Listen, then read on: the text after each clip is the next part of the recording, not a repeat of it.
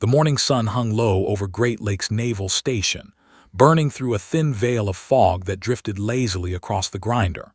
The asphalt still held the chill of the night, and the recruits, barely awake, already sweating, shifted nervously in formation. The base was always loud at this hour.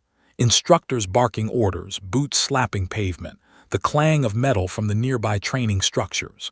But today, for reasons none of them understood, there was an extra tension in the air. It began when Chief Mallory, a hard-edged man with a voice like gravel and a stare that felt carved from steel, received a call that made him go unusually still. He rarely showed emotion, but for a split second, his jaw clenched and his grip tightened around the clipboard. The recruits noticed. It was impossible not to. But before anyone could whisper about it, he simply muttered, "Stay sharp," and walked away. Minutes later, she appeared. A small figure stepped through the side gate, alone, unhurried, almost unbothered by the intensity of the place. She wore a faded utility uniform, the kind that looked like it had been through years of deployments, washed 1,000 times and stretched past its prime. The sleeves were loosely rolled, revealing forearms marked with pale scars. Her boots looked worn down, dusty, as if she'd marched straight in from the desert. Her hair, tied into a simple knot, had no shine, no polished perfection, just practicality. She didn't move like a recruit. She didn't move like an officer either. She moved like someone who'd been awake for days, someone who didn't need permission to exist in a space. There was a steadiness to her, subtle but unmistakable. But to the recruits, she looked completely out of place. "Who's that?" a recruit whispered from the second row. "Lost civilian," someone else muttered. "Nah," another laughed quietly. "Maybe someone's wife wandered onto base." A taller recruit in the back snorted. "Looks like she's here to pick someone up, maybe the chief's new girlfriend." Snickering spread across the formation like wildfire. Someone murmured, barely containing amusement, "Go home, sweetheart. Wrong place." The woman didn't react, not with a glare, not with a flinch, not with a hint of irritation. Instead, she simply kept walking, her eyes scanning the grinder in small, controlled movements. It wasn't curiosity. It wasn't confusion. It felt tactical. But the recruits weren't trained enough to recognize that yet. To them, she just looked tired, ordinary, almost fragile. One of the tallest recruits, Morales, a muscular, confident type who had been bragging about his high ASVAB score for 2 weeks straight, leaned over and whispered, "Guarantee she's here to ask directions. Watch." But then something changed. Chief Mallory, the toughest man on base, stepped toward her and stopped dead. The recruits froze. Chief Mallory never stopped mid-stride. He moved like a machine, like every muscle obeyed strict, invisible programming. But now his eyes widened, ever so slightly, and he seemed to forget how to breathe. His reaction was so out of character that it immediately killed the jokes and murmurs across the formation. "What the hell?" Morales whispered. Chief Mallory didn't speak at first.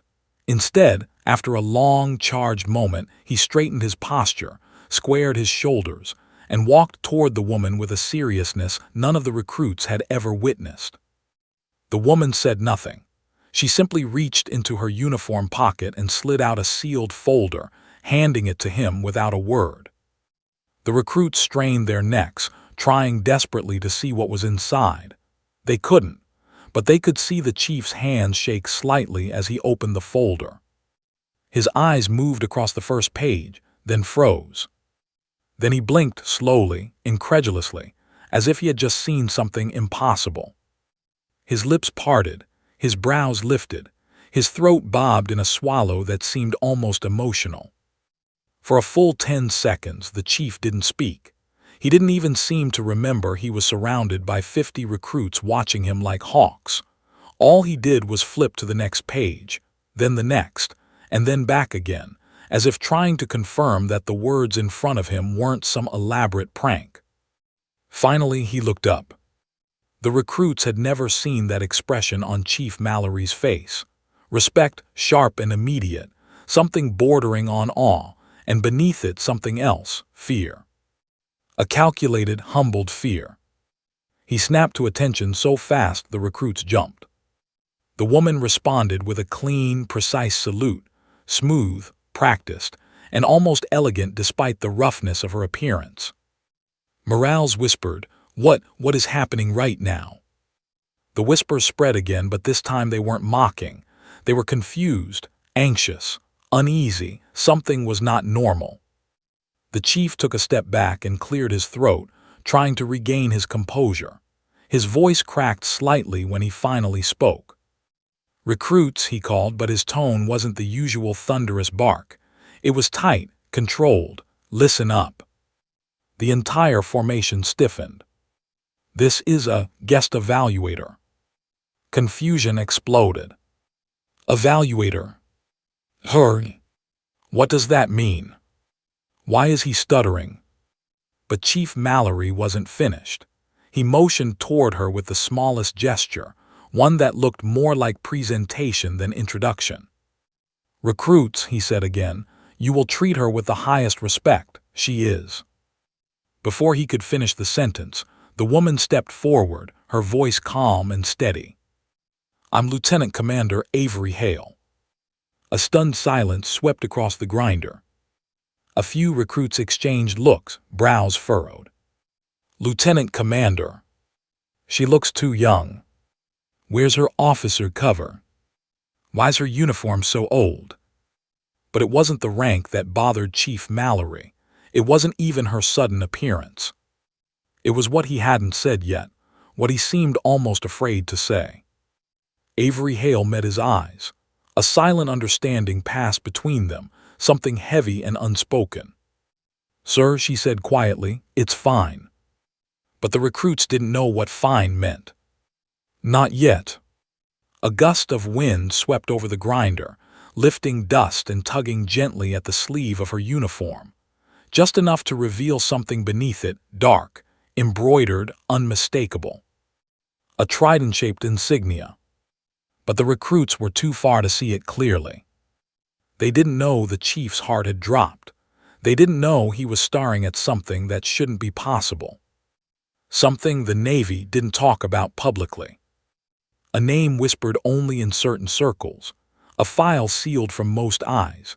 A reputation earned in blood, sand, shadows, and sacrifice. But the recruits, they only saw a tired woman with messy hair and old boots.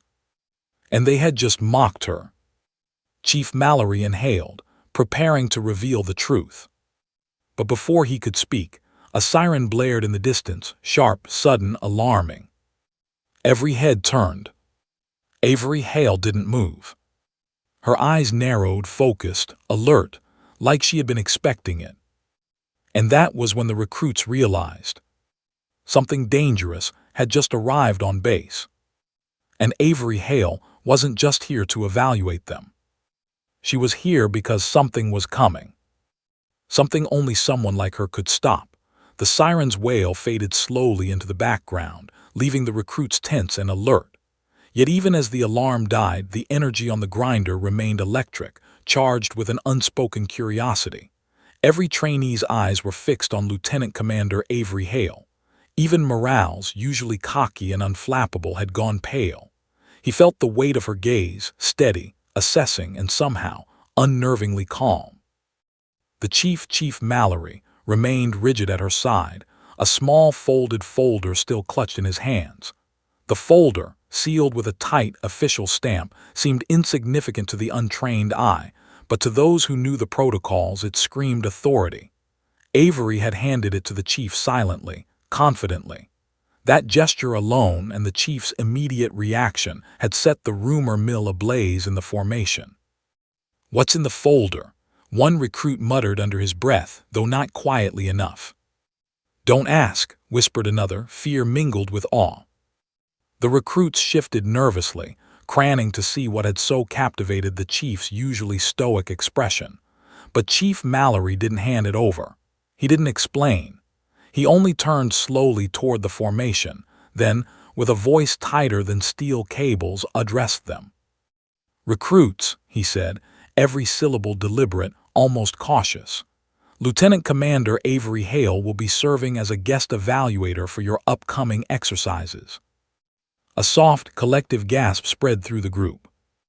Guest evaluator, is she even? Morales began, but he was cut off by a glare sharp enough to silence him instantly. Avery's eyes were locked on him, cool, unyielding.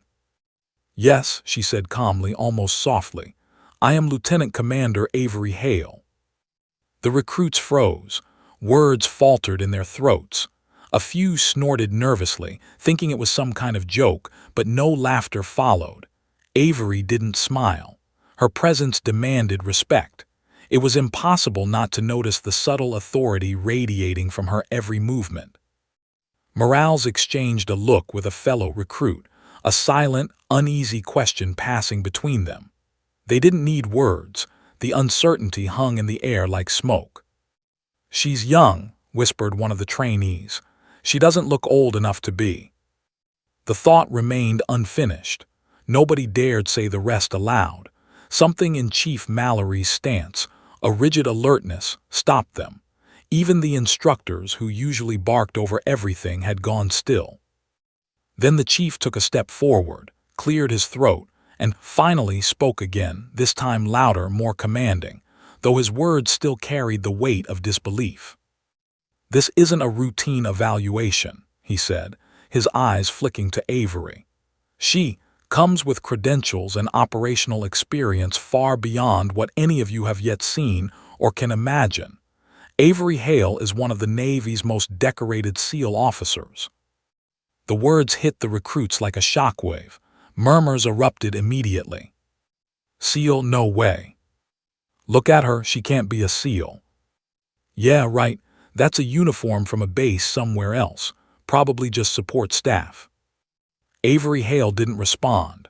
She simply adjusted the sleeve of her uniform, rolling it just enough to reveal the faint edge of a black and gold patch, the unmistakable SEAL trident.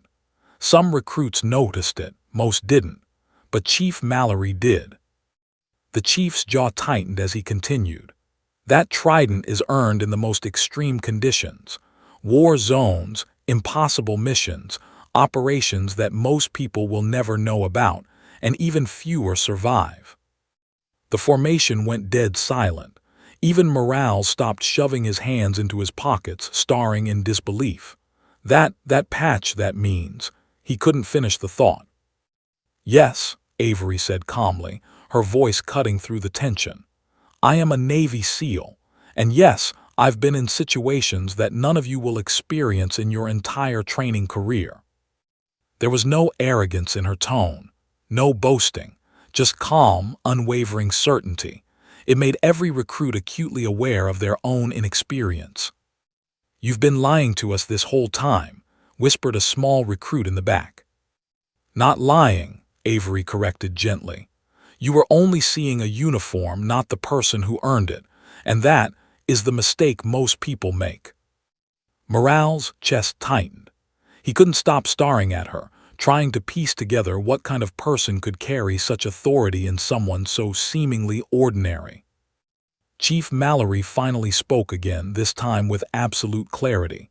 Recruits, your task isn't to challenge her authority or test her patience. It is to learn, and if you're lucky, to survive her evaluation intact. The words drew a ripple of tension across the formation. Avery Hale didn't flinch. Instead, she took a single step forward, her posture perfect, her eyes sweeping across the recruits with precision. Then she spoke. Her voice, low and deliberate, carried authority, intelligence, and an edge that made even the boldest recruits shift uneasily. Let me be clear, she said. I'm not here to coddle you. I'm not here to make you feel important. I'm here to push you past the limits you've set for yourselves. Every mistake you make under my supervision could cost you more than embarrassment. The words sank in slowly. They weren't idle threats. The recruits felt them in their bones. You will follow orders precisely, she continued. You will act as a team because I will test you not just on individual skill, but on how well you function together. And when one of you fails, the rest will feel the consequences.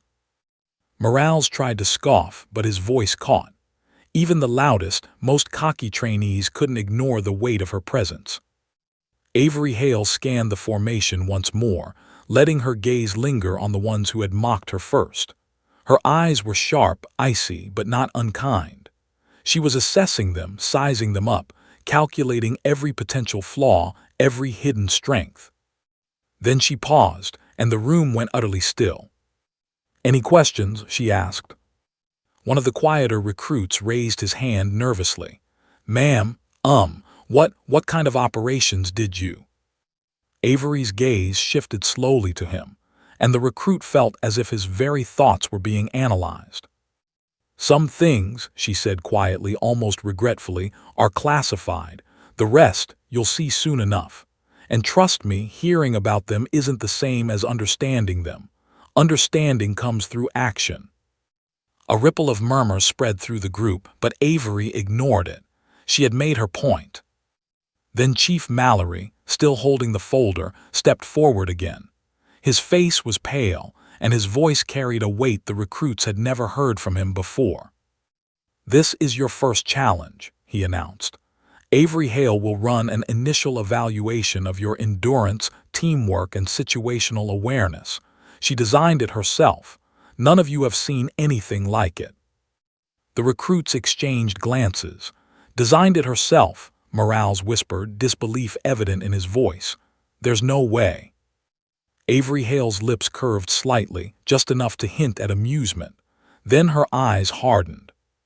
"Form up in squads," she ordered. "The first task begins in 15 minutes. I suggest you prepare yourselves mentally and physically, because if you're not ready, you'll find out quickly what failure feels like." The recruits scrambled to organize themselves, but the tension in the air made every movement feel like wading through thick water. They could hear whispered conversations about her, rumors spreading faster than fire. "She's a SEAL. She's been to combat zones. She's the reason." Mallory looked scared. And then came the final, almost imperceptible movement that made the entire formation go still. Avery Hale's sleeve shifted just enough to reveal faint, silvery scars on her forearm. Not just any scars, scars that told stories of firefights, injuries sustained in the middle of operations, moments of sheer life-and-death survival. The recruits' breaths caught. Some looked away, uncomfortable. Some stared, unable to process the reality of what they were seeing. Morales, who had mocked her first thing this morning, felt his stomach twist. She's actually done this," he whispered under his breath, voice barely audible. Chief Mallory didn't correct him. He didn't need to. Avery Hale turned her gaze slowly across the formation one last time, and the recruits felt the weight of it, like a physical force pressing down. Every muscle in their bodies tightened. Then she took a deep breath, and the first words of the evaluation, calm, controlled, and mercilessly precise, left her lips. "Let's see what you're made of." And for the recruits, everything changed in that instant. The woman they had mocked, dismissed, and underestimated was about to test them in ways none of them could have imagined. And no one, not one recruit, had any idea what they were really about to face. The fog rolling across the base seemed heavier now, almost deliberate, as if the world itself were holding its breath.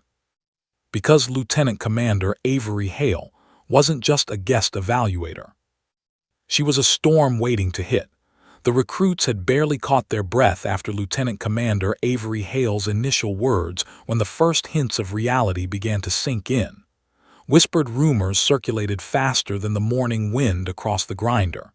"She's a SEAL," someone muttered again, but this time it carried awe, not doubt.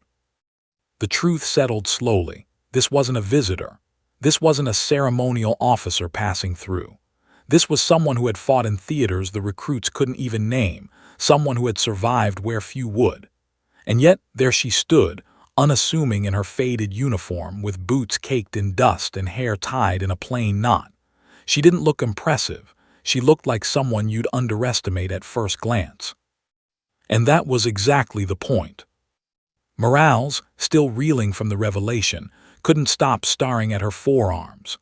The faint silver scars were unsettling reminders that she had walked through hell. The rest of the recruits were equally captivated, some in disbelief, some in fear, all struggling to reconcile the woman before them with the legend her credentials suggested. Then it happened. A gust of wind, sudden, sharp, unexpected, blew across the grinder, tugging at Avery's sleeve. It lifted just enough for a faint insignia to peek out from the folds of her uniform. Black, gold, and unmistakable, the seal trident.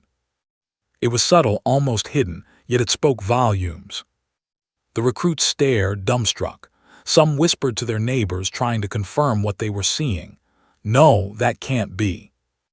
The taller, more confident recruits exchanged glances, uneasy, their bravado beginning to crack. She's actually. But the chief didn't need to explain. Chief Mallory's expression had hardened into one of grim respect. His eyes, trained to detect threats and anomalies, were fixed on that patch. He'd seen it before in mission briefings, on the sleeves of men and women who had survived chaos that none of these recruits would ever face. Morale's jaw went slack. His hand went to his mouth. I thought it was a joke, he muttered under his breath. Avery Hale ignored the whispers.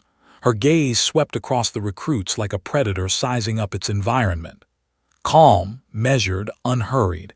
She didn't need to speak. The weight of her presence was a lecture in itself. Finally she spoke, her voice low, deliberate. "Some of you think this is a game," she said, letting the words linger in the cold air. "Some of you think you're ready because you survived basic training. Others are still questioning why you're here. Let me be clear. Everything you think you know about endurance, teamwork, or leadership is about to be challenged." A few recruits shifted uneasily, exchanging nervous glances. The bravado of yesterday morning, the jokes, the snickers, the mockery, had vanished completely. Morales, desperate to regain some sense of control, muttered, "She's not, she can't be." Avery's gaze snapped to him, sharp as a blade. He froze, his blood ran cold. "Ask me again," she said quietly. The other recruits flinched, not because she was shouting, her tone was calm, but because every word carried a weight that seemed to make time itself slow down. And then she began to move, slowly, deliberately, toward the training obstacle course at the far end of the grinder. Her boots made no sound on the cold asphalt. Her posture, perfectly straight, exuded authority without arrogance. The recruits hesitated, unsure whether to follow, unsure whether they even could measure up. Morales, always eager to prove himself, stepped forward. "We should follow orders, right?" he said, his voice cracking slightly. Avery didn't acknowledge him with words. Instead, she paused mid-step, scanned the entire formation, and nodded once. That single gesture was enough to set the recruits into motion. They followed, moving like sheep trailing a wolf. As they approached the obstacle course, the sun climbed higher, glinting off metal beams, wet from morning dew. The wind tugged at their clothing, carrying dust and the faint tang of sea air from Lake Michigan. Avery walked through it all without a hint of hesitation, her every step measured. Her uniform, so ordinary in the wrong eyes, was a statement of subtle authority, her trident patch visible now to any who looked closely. No one dared. The recruits lined up tense, trying to recall every lesson they had been taught. Every whispered strategy from previous exercises felt meaningless now. Avery's presence had made everything they thought they knew about leadership, toughness, and survival obsolete. Finally, she stopped before them. The recruits could see the faint lines in her hands, the muscles that betrayed years of combat, the scars that hinted at stories they couldn't begin to imagine. "Today," she said, her voice quiet but carrying across the formation, "we test you in ways you will not expect. Endurance is only the beginning. Teamwork is only the start. Your real challenge is understanding what it takes to follow someone who has no margin for error, someone who has been where death waits around every corner." A recruit, shaking slightly, whispered to the person beside him, She's done it. She's been there. Avery's eyes caught his movement. She didn't scold him. She didn't need to. The message was implicit. She had been there and she could see who among them might survive and who might falter. Line up in squads of 4, she instructed. I will rotate through you during exercises. Your mistakes will be seen. Your hesitations will be noted. And if you cannot follow orders under pressure, you will find out just how unforgiving this training can be. The recruits scrambled into position. Nervous energy crackled in the air, thick enough to taste. Some whispered among themselves, trying to reassure one another. She's not like any officer I've ever seen, said one. She's terrifying, muttered another. Morale swallowed hard, heart hammering. I didn't think. Avery Hale stepped past him, moving between squads, inspecting posture, grip, stance, even breathing. She corrected positions with subtle touches, gestures almost invisible but impossible to ignore. Every adjustment carried authority, precision, and knowledge born from the harshest experience. Then she paused near the tallest recruit, the one who had been joking the loudest that morning. He had spent the last hour trying to steel himself, but now he found himself trembling. Avery tilted her head, examining him like one might examine a complex machine. Your form is sloppy, she said quietly. Your focus is weak. Do you want to pass this exercise, or are you content to embarrass yourself? The recruit opened his mouth, but words failed him. She didn't raise her voice. She didn't need to. The silence itself was enough to make him squirm. Good, she said finally, moving on. I'll be watching every step, every choice, and you will learn quickly or you will fail. The recruits followed her gaze as she walked past, noticing now the subtle details they had missed. The way her boots were scuffed in precise patterns, the way her uniform bore marks of wear that weren't from laziness but from deployments, operations, and survival in hostile terrain. Every detail told a story that the recruits weren't prepared to read. Then she stopped abruptly near the obstacle course, her sharp eyes scanning every trainee. You will start with the endurance run, she said. And remember this, strength alone will not save you. Discipline, observation, and mental clarity will. Fail to use them, and you'll find out why the SEAL Trident is earned and not given. The recruits looked at each other, tension radiating from every pore. They had expected a test, yes, but not this. Not a test conducted by someone who had been there, someone whose very presence radiated experience, danger, and unspoken authority. Morale swallowed, trying to steady himself. She's actually a SEAL, he muttered again. She's more than that, whispered another recruit. She's untouchable. Avery Hale, hearing neither of them, simply observed the formation. She had already calculated their weaknesses, their hesitation, their nervous energy, and she would exploit it gently but relentlessly in the exercise to come. As the recruits prepared for the endurance run, Avery Hale stepped back, folded her arms, and allowed the silence to stretch for a beat longer than comfortable. Then she said, her voice cutting across the morning air, "Let's begin, and remember the trident isn't earned by fear, it's earned by action." For the recruits, the first test was about to begin, and none of them realized just how far beyond their limits Avery Hale would push them. And the fear wasn't of falling behind. The fear was of seeing just how much they didn't know about themselves. Under the watchful eye of a SEAL, the recruits were still adjusting to the reality of Lieutenant Commander Avery Hale's presence, her credentials, and the weight of the SEAL Trident embroidered subtly on her uniform. But the endurance run she had ordered was about to begin, and with it, the first real taste of her methods. The morning air was crisp, almost biting, and the asphalt glistened slightly from the dew. Avery Hale moved at the front, her pace steady, measured, each step precise. To the recruits she appeared effortless, but the truth was layered in scars, discipline, and countless missions that had hardened her body and mind. Morales, puffing slightly from his previous anxieties, tried to match her stride.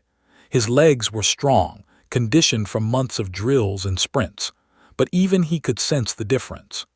Every movement of Avery's conveyed control, a rhythm of someone who had moved under fire, under extreme stress, in environments where hesitation was fatal. "Keep your formation tight," she instructed, her voice cutting through the cold morning air without strain. "Endurance is not just physical, it is mental.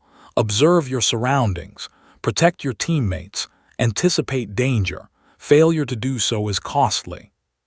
Some recruits smirked nervously at her words, thinking them overly dramatic. Others felt a chill settle in their stomachs. They didn't yet know just how literal her definition of costly could be.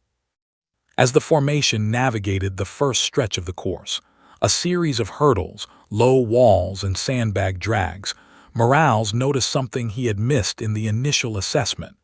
Avery's gait wasn't perfectly fluid. There was a subtle limp, just noticeable enough to hint at past injuries. He couldn't help but whisper to a fellow recruit, "Did you see that? She's limping. How can a seal limp?" The recruit shrugged, equally uncertain. "Maybe it's nothing, maybe old injury. Still, she moves like she owns the ground." Avery Hale's ears, sharp from years of training in operational environments, caught the whispered comment. She slowed slightly, glanced at Morales without breaking stride, and said, almost casually, "This limp." Morales froze, the wind seemed to pause, his stomach tightened. Yeah, ma'am." Avery Hale stopped completely. The recruit stumbled slightly to avoid bumping into her. She crouched slightly to meet Morales' gaze, eyes steady, unyielding, and calm. There was no malice in her expression, only clarity. "This limp," she said, her voice low and deliberate, "is a reminder that nothing comes without cost. You think you've struggled, you've only just begun." The recruits exchanged uneasy glances. Even the tallest and strongest among them felt a ripple of fear. Avery continued, "I earned this limp in Anbar Province." The words were simple, almost understated, but the recruits felt them pierce through like a blade.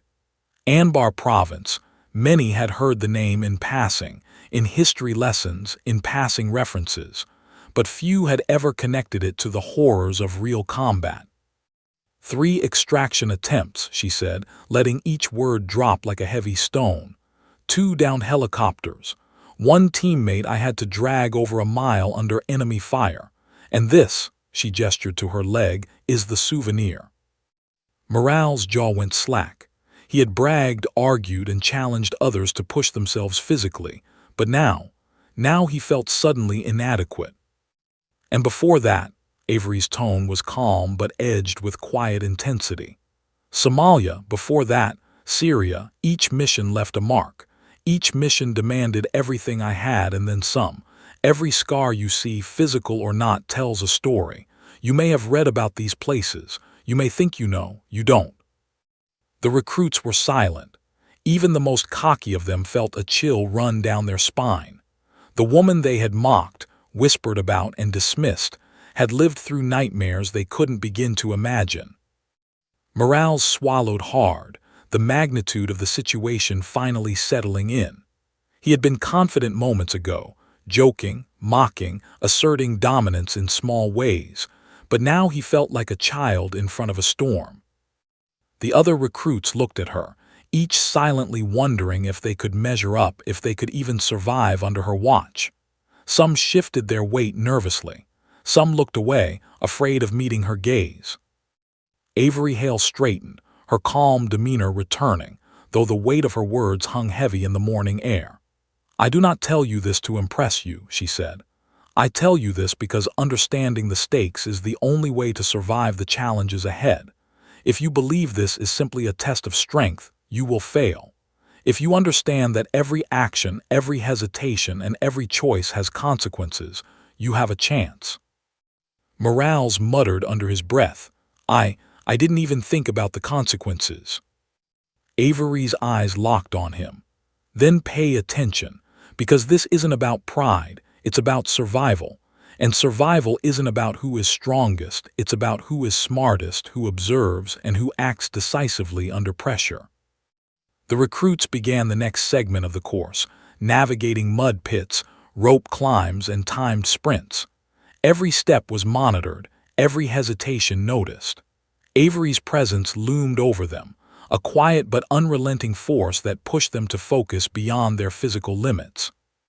Morales, despite his strength, found himself lagging slightly behind the smaller recruits. Fatigue set in faster than expected. His breathing grew ragged. Every step reminded him of Avery's words, "Strength isn't enough. Discipline is what saves you." At the final obstacle, a simulated rescue scenario, the recruits faced a mannequin rigged with weighted gear to mimic a downed teammate. They were to carry it across uneven terrain while Avery watched. One recruit stumbled, nearly dropping the mannequin. Avery's eyes narrowed, not angry, not impatient, but precise and critical. She approached silently, demonstrating with smooth, efficient motions how to lift and stabilize the weight. Morales observed her technique, trying to emulate it, but he faltered again, unsure of his grip, unsure of his stance. Avery Hale stepped closer, placed a hand briefly on his shoulder, and whispered with quiet authority, "Adjust your weight, align your center, use leverage, don't force it, control it. Control saves lives." The simplicity of her instructions masked the experience behind them. The countless lives, the countless missions, the split-second decisions that had marked her career. Finally, the recruits completed the exercise, sweat dripping, muscles screaming, and lungs burning. They collapsed to the ground, trying to catch their breath. Avery Hale remained standing, surveying them calmly. Then, with a quiet but intense stare, she said, "This was only the beginning, and the next challenge will test not your strength, but your ability to think under pressure, your ability to act decisively, your ability to survive when everything is against you." Morales looked at her, awe and fear mingling in his expression. She's been through hell," he whispered. Avery's eyes softened just slightly as she responded, almost to herself, "And you're about to learn what that really means." The recruits realized, collectively and with growing dread, that they were standing at the edge of something far greater than themselves. Avery Hale was not just an evaluator. She was a veteran of unimaginable experiences, a force forged in fire, and she was about to push them beyond every limit they had ever known. The morning fog swirled around the grinder once more, thick and heavy. It wasn't just weather, it felt deliberate, a veil over the unknown trials ahead. The recruits had glimpsed the storm, and now it was only a matter of time before it hit. And Avery Hale, with her scars, her limp, and her trident patch, was the eye of it. The recruits were gasping, muscles trembling and lungs on fire as they collapsed at the finish of the endurance course. Sweat stung their eyes, mud and dust clung to their fatigues, and every nerve in their bodies screamed exhaustion. For some, it was the most physically demanding exercise they had ever attempted. For all of them, it was only the beginning. Lieutenant Commander Avery Hale stood at the edge of the course, calm, unyielding, observing each recruit as if reading them like a map. Her eyes were sharp, precise, catching subtle weaknesses, hesitations, and imbalances. She didn't need to shout or demonstrate authority. Her presence alone commanded obedience and respect. "Stand up," she said quietly but firmly. "Now we're not done." Morales groaned, pushing himself to his feet. His muscles trembled under the strain. He had spent weeks boasting about his stamina and strength, and yet here he felt weak, exposed, and painfully ordinary. Around him, other recruits were shaking, coughing, and muttering under their breath, realizing for the first time that training wasn't just about endurance. It was about precision, discipline, and mental control. Avery's gaze swept across the group and stopped at Morales, the one who had mocked her first thing that morning. Her eyes narrowed, just slightly, and a small, almost imperceptible smile tugged at her lips. "You," she said, pointing at him, "strongest of the lot. Let's see if that strength has any value." Morales blinked, startled. "Me?" he asked, his voice wavering. "Yes, you," she confirmed. "You're going to carry the weighted ruck run. Alone. Follow my instructions exactly or fail." The recruits exchanged uneasy glances. Morales had always prided himself on being physically dominant. Now, however, the air was thick with tension. None of them could predict what Avery had planned, or what Morales would be asked to endure. "Start at the edge of the field," Avery instructed, voice calm but cutting through the nervous chatter. "You will carry the rucksack over the course, negotiate obstacles, and complete a sprint with precision. Do not falter. Do not hesitate. One mistake and the exercise ends immediately." Morales tightened his jaw and lifted the rucksack. It was heavier than he expected, weighted with bricks, water, and gear to simulate a downed comrade. Every step sent a jolt of pain up his legs. His heart pounded, his breath came ragged. Sweat poured down his face, but he refused to falter. Avery watched silently, her eyes unblinking, assessing every step. The recruit stood at a distance, whispering anxiously, amazed by his resolve yet anxious for him. The first few obstacles were deceptively simple: low walls to vault, mud pits to wade through, narrow balance beams. Morales navigated them with effort but remained upright, gritting his teeth against fatigue. Avery followed closely, correcting his posture with subtle gestures, adjusting his grip without words. Each correction was precise, surgical, born of someone who had spent years surviving under conditions that demanded perfection. Then came the final stretch, a hill, steep, uneven, and muddy, simulating the worst kind of extraction under fire. Morales hesitated slightly, unsure how to maintain balance under the rucksack's weight. Avery's voice was calm, almost whisper-like, but it cut through the field like a command. "Shift your weight forward, engage your core, step with control, not force. Muscle alone won't save you." Morales followed her instructions, adjusting his center of gravity, feeling the tension in his legs, the strain in his back. Every step felt monumental, every breath a battle. He reached the top of the hill, nearly collapsing, but Avery's hand on his shoulder steadied him. She didn't speak, her presence alone was enough. When he finally completed the ruck run, the recruits erupted into a mix of applause and stunned silence. They had expected him to dominate, but the truth was harsher than any of them imagined. He had been pushed to the very edge of his limits and only survived through discipline, precision, and careful attention to every instruction. Avery Hale's eyes swept the group. "Strength without control is meaningless," she said softly. "Never forget that. Today was about more than lifting weight. It was about understanding that raw power alone will not save you in the field." Morales sank to the ground, breathing heavily, looking up at her. I never thought." "You didn't think," she interrupted, tone calm but piercing. "That's exactly the problem." The recruits were silent, absorbing her words. They had witnessed the strongest among them broken down by what seemed like a simple exercise, but in reality it was far more profound. Strength alone, without awareness, discipline, and control, was nothing. Avery Hale turned toward them. "Now, it's time for the next test, one that will separate those who merely survive from those who will lead." She motioned toward a wooded area at the edge of the base. The dense tree line seemed foreboding in the morning light, shadows shifting between the trunks like moving specters. Fog, rolling in from the nearby lake, hugged the ground, making visibility difficult. "This next exercise," Avery said, her voice calm but intense, "is a night navigation drill. You will move in squads. You will rely on your senses, your observation skills, and each other.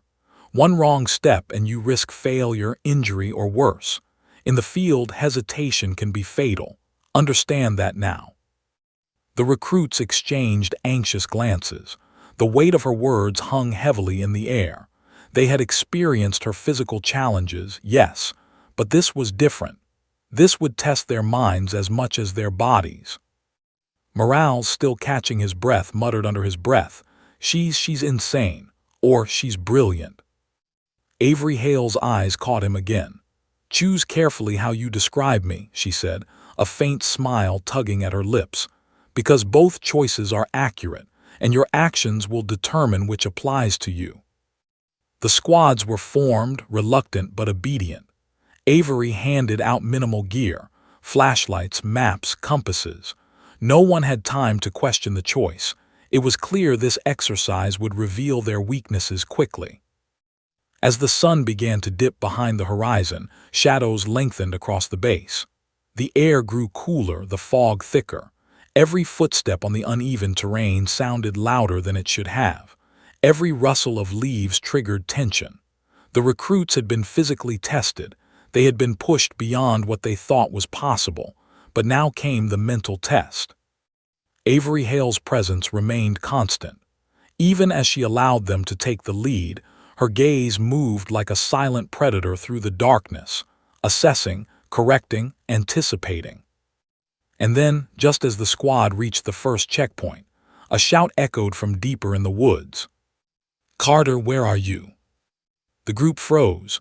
Carter, a smaller recruit, had disappeared in the fog. Panic rippled through the squad.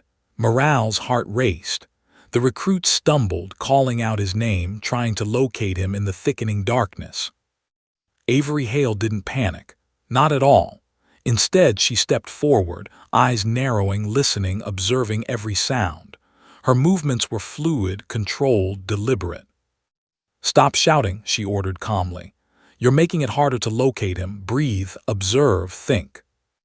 The recruits obeyed, trembling, as Avery slipped into the fog alone. Her figure vanished into the shadows, almost blending with the mist. The squad held their position, tension rising, nerves fraying. Time seemed to stretch unnaturally. Every creak of a branch, every whisper of the wind made them jump. Minutes passed, then a sharp whistle. Avery emerged from the fog, carrying Carter over her shoulders. His leg was bleeding from a simulated wound, his breath ragged.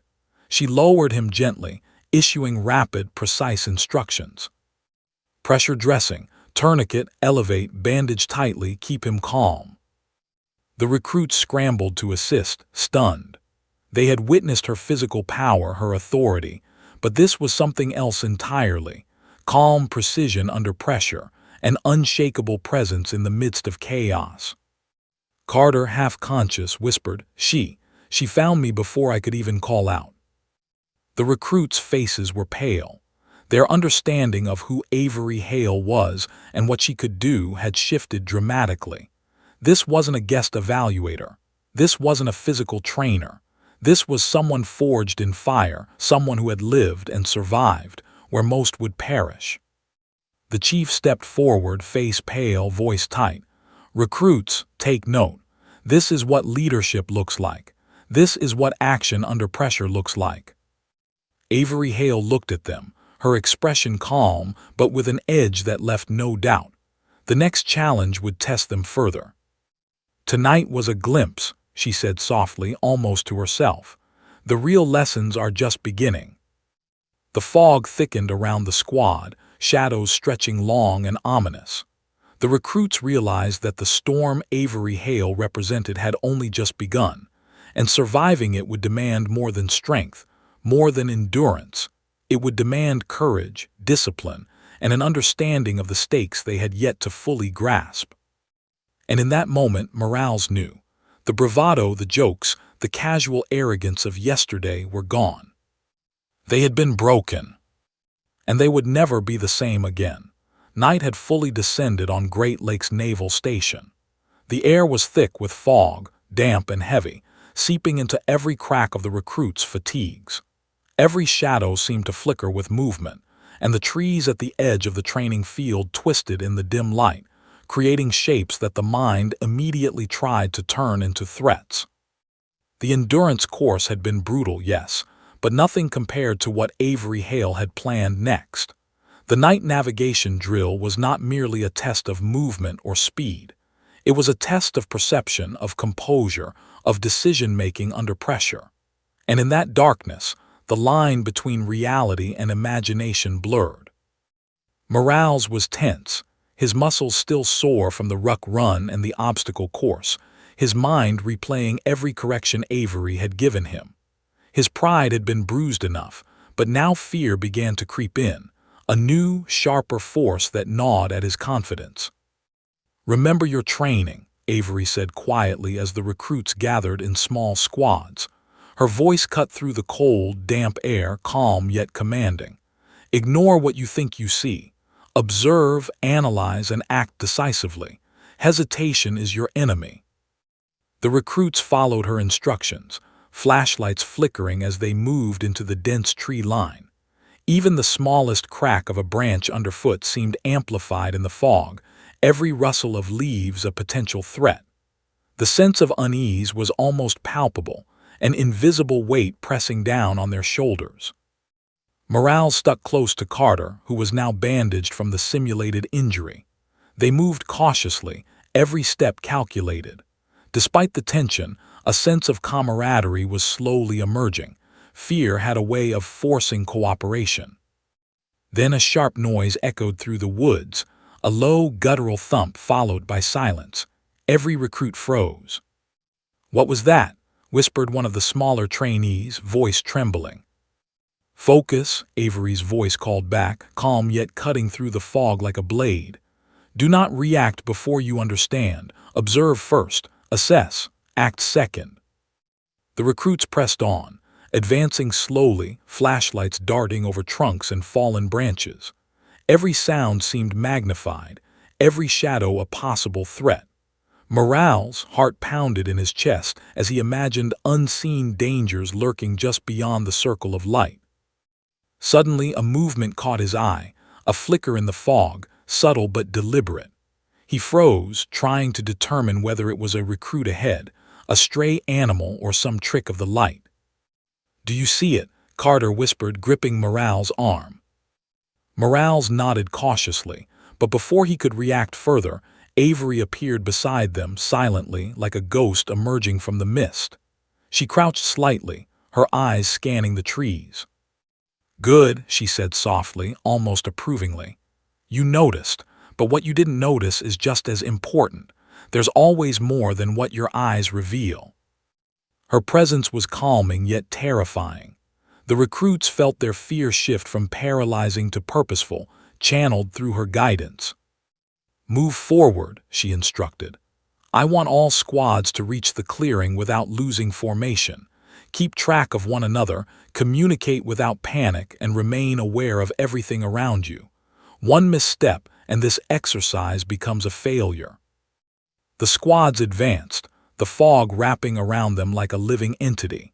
Every snap of a branch or rustle of leaves drew attention. Some recruits stumbled, hesitated, or whispered frantic instructions.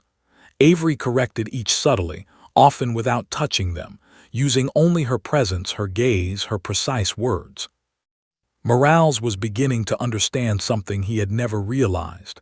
This wasn't just training. This was psychological conditioning. Avery Hale wasn't just teaching survival. She was showing them how to perceive, how to control, and how to survive under extreme stress. They reached a narrow ravine, the ground slick with moisture. A log served as a bridge. The first recruit in line froze, fear evident in his trembling hands. "Go," Avery's voice whispered, cutting through the tension. "Balance, focus. Your mind controls your body. Hesitation is your enemy." With a deep breath, the recruit crossed the log. Morales followed, his muscles taut, heart hammering. Avery watched closely, her eyes catching every misstep, every moment of doubt. Halfway across, Morales lost his footing slightly. Panic surged, and for a split second he felt himself tipping. "Shift your weight," Avery instructed softly, almost beside him though he hadn't noticed her move. "Core engaged, eyes forward. Control the fall before it controls you." Morales steadied himself, moving across the log with newfound focus. The lesson was clear. Fear alone could not dictate action. Control had to override instinct. Finally, the squads reached the clearing, a small open area surrounded by thick trees, moonlight struggling through the fog. They collapsed briefly to catch their breath, but Avery's eyes swept over them, unblinking. The moment of rest was brief, as though she were silently reminding them that the danger wasn't over.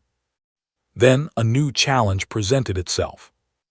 A loud, mechanical whirring noise emerged from the fog. Morales froze. Others grabbed each other instinctively. "What is that?" one recruit whispered. Avery Hale didn't answer immediately. She moved forward, scanning the fog. Then, slowly, the silhouette of a small drone emerged, its lights cutting through the mist. "This is your next evaluation," Avery said, her voice steady. "The drone is programmed to detect mistakes, hesitation, miscommunication, and inefficiency. It will shadow your movement. One misstep, one lapse in focus, and the mission fails. Work as a unit, observe carefully, communicate clearly. Adapt." The recruits exchanged nervous glances.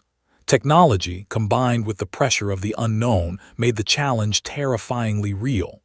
They had faced physical exhaustion and environmental hazards, but now, an unseen observer tracked their every move, ready to punish errors. Morales gritted his teeth. Fatigue weighed on him, fear clawed at him, but he knew he had no choice but to focus. Every step had to be deliberate, every instruction clear, every movement controlled. Avery Hale moved with them through the clearing, guiding without interfering, assessing without interrupting. She allowed mistakes, but only just enough for the recruits to recognize their limits, their blind spots, their weaknesses. Suddenly, the drone's light fixed on Carter, who froze, unsure how to proceed.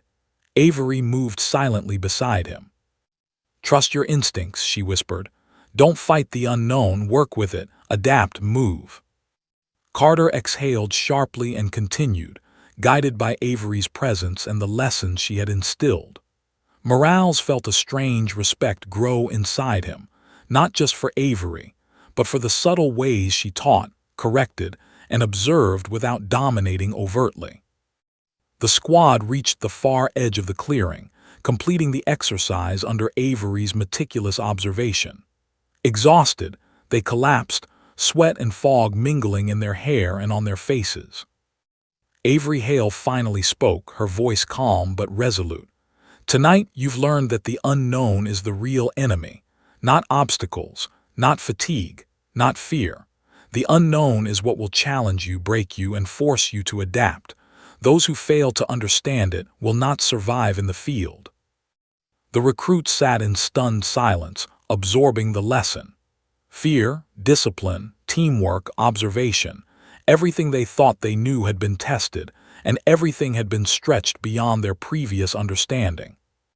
Morales whispered to himself almost reverently, she's untouchable." Avery's gaze swept over them, faint approval in her eyes. "Tomorrow will be harder. The challenges will escalate. You'll be pushed further physically and mentally. But remember this. The strength to endure comes from control, focus, and the ability to adapt to the unknown. Never forget it." The fog thickened further as she turned toward the tree line, shadows stretching unnaturally. The recruits realized collectively that the storm they had glimpsed in Avery Hale, the one that had begun with endurance and mental trials, was far from over. And they were standing at the very edge of it. The night swallowed them, and the fear of the unknown settled in deep, leaving them aware of a simple, inescapable truth. They were only beginning to understand the magnitude of Avery Hale's power, experience, and unforgiving standards. Morales shivered, thinking of the next day, of the tests they had yet to face, and of the woman who had already broken the strongest among them, and was nowhere near finished. The shadow of Avery Hale stretched long across the clearing, a silent promise of the trials to come. The sun rose, pale and hesitant, over Great Lakes Naval Station. Fog clung stubbornly to the perimeter, wisps twisting around trees like ghostly fingers. The recruits awoke with aching muscles, stiff limbs, and minds still haunted by the previous night's drill. Many had fallen asleep fitfully, their dreams filled with shadows, sharp commands, and the unshakable presence of Lieutenant Commander Avery Hale. Avery herself was already on the field, standing perfectly straight, her silhouette framed by the rising sun. She had removed nothing from her usual demeanor: the calm, controlled precision, the weightless authority that demanded respect. She didn't speak at first, letting the recruits absorb the energy of her presence. Every movement they made was measured against hers, consciously or not. Chief Mallory was at her side, clipboard in hand, his expression tense yet controlled. "They've absorbed a lot, Avery," he said quietly, eyes scanning the group. "Some more than others." Avery didn't respond immediately. She had already begun her own mental inventory: weaknesses, hesitation, fear, potential. Then finally she spoke. "Good, but observation is not enough. Today we break them. Not to destroy them, but to show them exactly what they're capable of and what they are not." Morales felt a chill despite the warm morning. "Break them, already," he muttered to a nearby recruit. "This is Avery Hale," the recruit whispered back. "You do already anything with her. She always begins at the edge." The first challenge of the day was deceptively simple: a timed obstacle relay designed to test agility, teamwork, and decision-making under pressure. The recruits formed squads once again, tension radiating off them in waves. Every muscle in their bodies screamed from exhaustion. Every nerve was taut, aware that any mistake could cost them dearly. Avery Hale observed silently, moving between squads with the fluid grace of someone who had endured countless battlefield scenarios.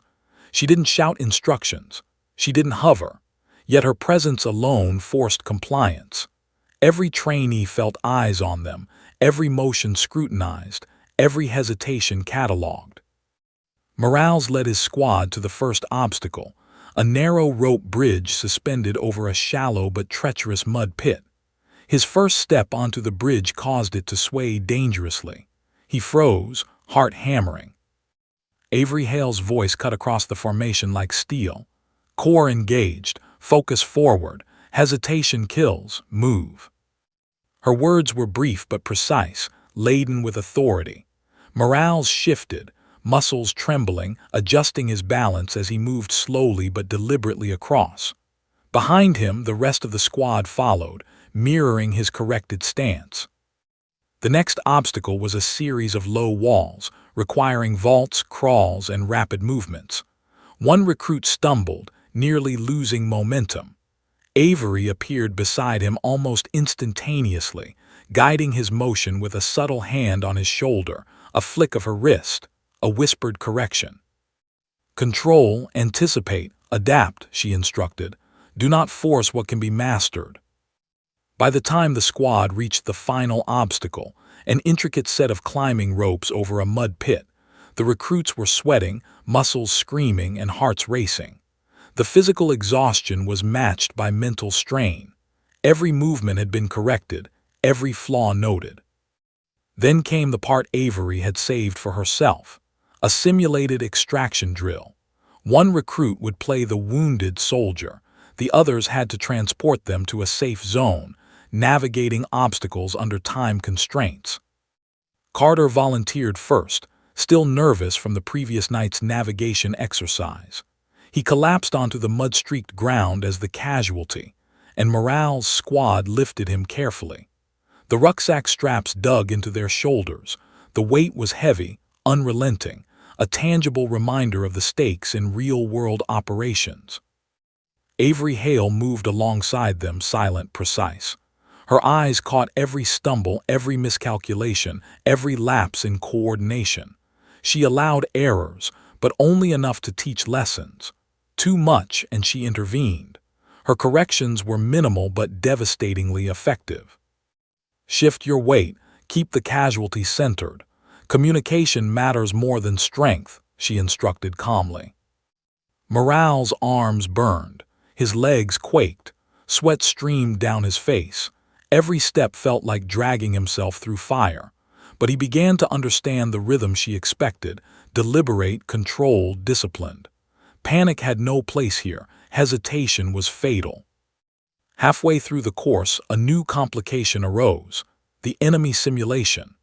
Smoke grenades were detonated, creating blinding clouds, triggering surprise sound cues mimicking gunfire. The recruits had to remain calm, guide the casualty, and navigate obstacles simultaneously. Chaos erupted. Shouts, coughing, and the frantic thuds of boots echoed through the fog. Some recruits faltered, nearly losing control of the casualty. Morale's stomach dropped as he watched a teammate slip into the mud pit, dragging Carter slightly off balance. Avery Hale's voice rose, controlled yet sharp, slicing through the noise. "Correct immediately. Anticipate your teammate. Focus." Within seconds, Morales and the others recovered, adjusting positions with new awareness. Every second of hesitation had been noted, every minor error catalogued. By the time they reached the extraction zone, the squad was physically and mentally spent. Mud caked their uniforms, muscles quivered, and every recruit was gasping for air. Avery Hale observed them silently for a moment, then spoke. "Today was about breaking strength and ego. You have done well, but do not mistake endurance for mastery. The real battlefield will demand more. Mental acuity, communication, observation, and control, these will determine survival, not raw power." The recruit swallowed, absorbing her words. For Morales, it was a revelation. His previous confidence, the arrogance he had carried into this morning, had been stripped away. Physical prowess alone could not save him. Leadership and precision were just as critical and much harder to master. Then Avery Hale delivered the final test of the day, the one that would haunt them far beyond exhaustion. A solo navigation challenge through the remaining fog, with only minimal equipment and a strict time limit. Each recruit had to find a designated point using compass bearings, terrain observation, and careful judgment. Mistakes would cost them time, and delays would be noted for evaluation. Morale's heart sank. Fatigue weighed on him, mental strain clawed at his focus, but he had no choice. He took a deep breath, recalling every lesson Avery had taught: observation, anticipation, control.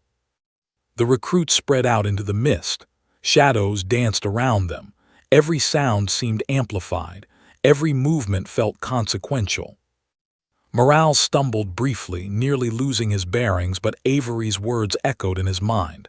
"Shift your weight. Engage your mind. Anticipate, don't react." He corrected his direction, regained focus, and pressed on. The shadows thickened as the sun dipped lower. Fog obscured landmarks. Night was approaching, bringing uncertainty, isolation, and fear. And yet, as Morales moved forward, he felt a growing clarity. This was not just physical training. It was an initiation, a forging of mind, body, and spirit under the guidance of someone who had survived and thrived, where the stakes were life and death.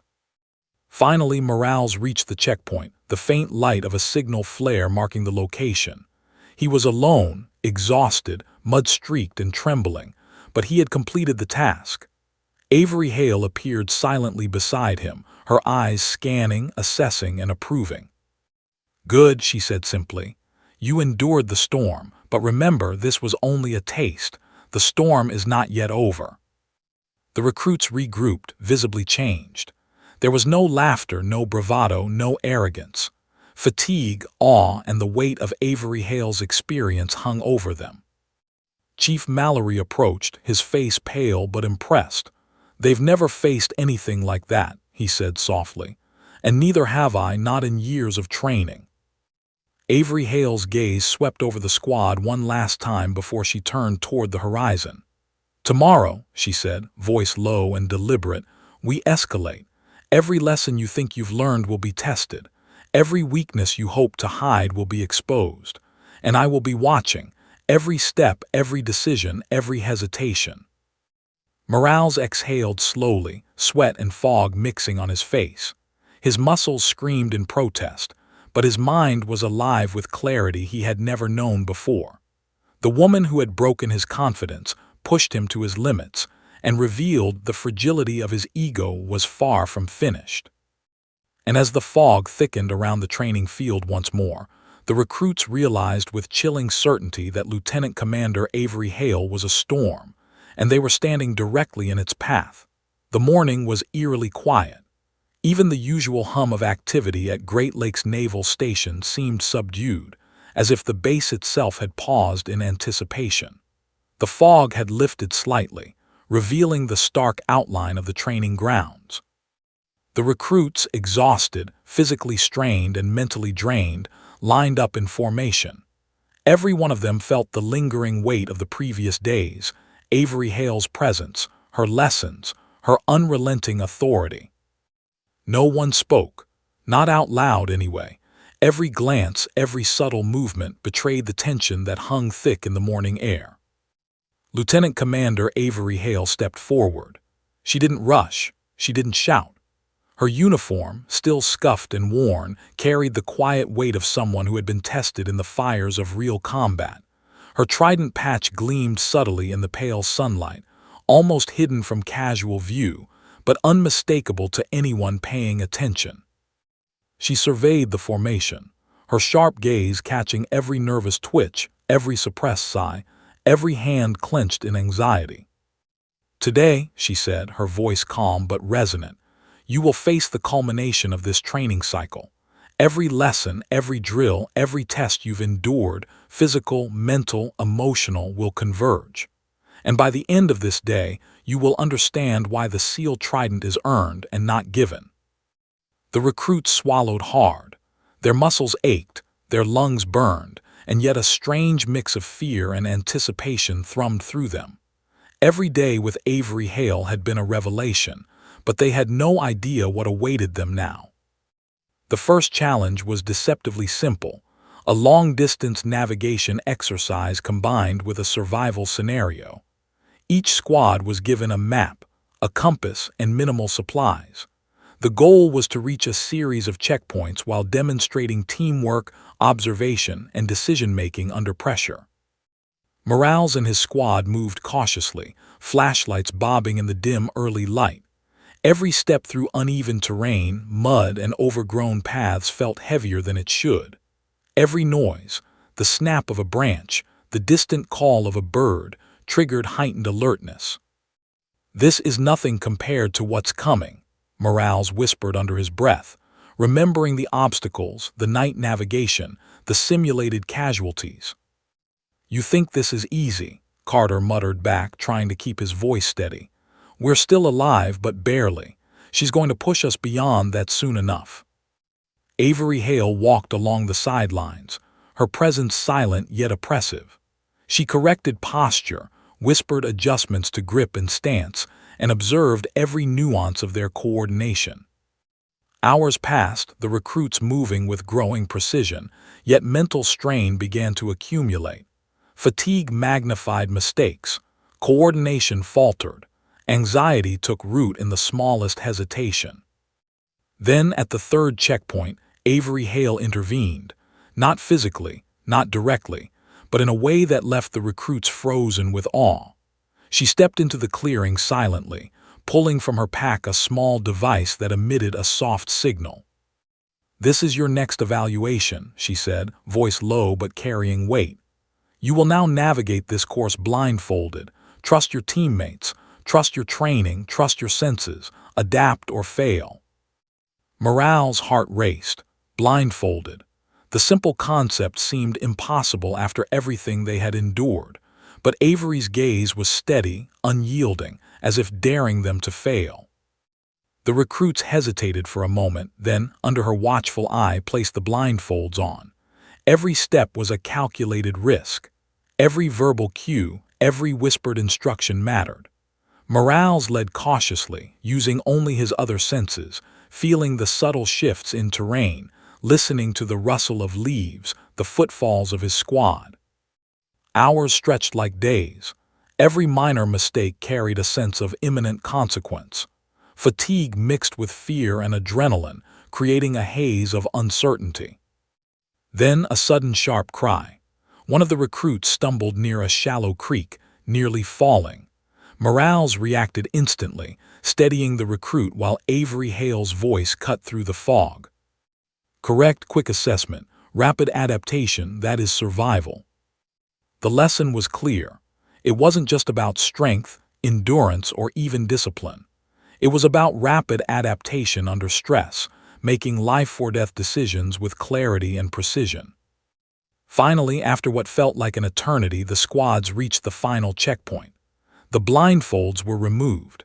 Sunlight filtered through the trees, revealing mud-streaked faces, sweat-streaked uniforms, and eyes wide with exhaustion and awe.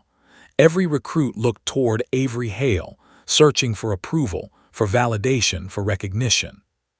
She nodded once. "Good," she said simply. "You've survived. You've adapted. You've demonstrated resilience, teamwork, and discipline under extreme conditions." Morales exhaled, collapsing to the ground, muscles trembling. He had never felt exhaustion like this, nor a sense of accomplishment so profound. Around him, the other recruits shared the same mixture of awe, relief, and newfound respect. Then Avery Hale did something that none of them expected. She removed her cap and jacket, revealing the uniform beneath. The decorated insignia of a SEAL officer, the trident gleaming prominently. The recruits gasped audibly. Many had already suspected, many had already whispered among themselves. But seeing it revealed fully up close carried a weight that no rumor or whispered story could match. "Lieutenant Commander Avery Hale," she said quietly, her voice calm yet carrying authority, "served in multiple combat theaters. She led missions under fire, made split-second decisions that saved lives, and endured injuries that would have ended most careers. Every scar you see, every limp you notice, is a story of survival, leadership, and sacrifice." Morales stared, struck dumb. The woman they had mocked, underestimated, and feared over the past days was not only a SEAL, but a decorated officer whose experience far exceeded anything they had imagined.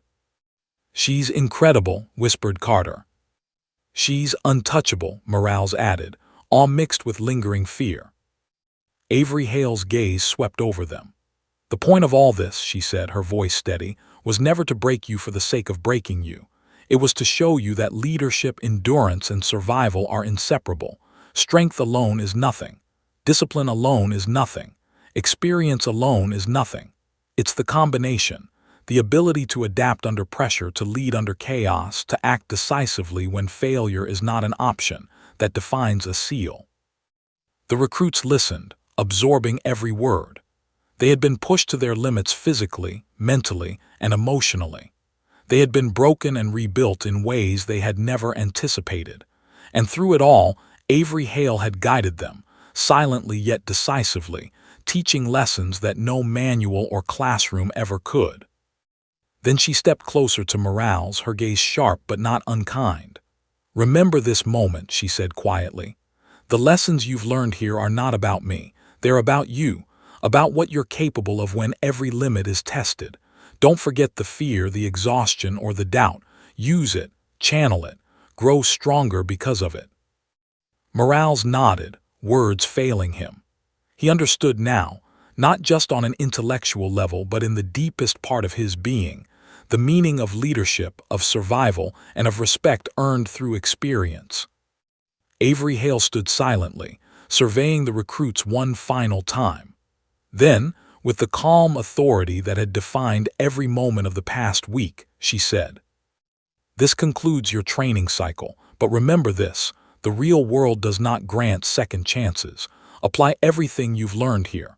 Respect every challenge, every teammate, and every decision. That is how you survive. That is how you lead. That is how you earn the trident, figuratively if not literally." The recruits exhaled collectively, some laughing nervously, some shaking, some in quiet contemplation. For the first time, the bonds between them were forged not through camaraderie alone, but through shared struggle, fear, and triumph under the gaze of a legend. Morales looked at Avery Hale, and for the first time he didn't see the strict, unyielding officer. He saw a warrior, a leader, and a mentor, a woman who had walked through fire, survived, and emerged stronger. Someone who had taught them, in the most demanding way possible, the meaning of courage, discipline, and resilience. "Go home, sweethearts," she said with a faint, ironic smile. the same phrase she had heard whispered at the start of their first day, but now imbued with entirely new meaning. You've earned the right to face the world knowing what you're capable of. The recruit stood taller, carrying not just exhaustion, but pride and newfound confidence. Avery Hale watched them, her eyes softening just slightly, before turning and walking away toward the horizon, her shadow stretching long across the training ground. For Morales and the others, the memory of these days, these trials, and this woman would remain forever. They had been tested, broken, rebuilt, and revealed to themselves in ways they could never have imagined. And one truth resonated louder than any lesson, any command, or any exhaustion. Underestimating Avery Hale, lieutenant commander, SEAL officer, decorated veteran, had been the gravest mistake of their lives. The storm had passed, but its lessons, its fire, and its shadow would stay with them forever. End of Part 8.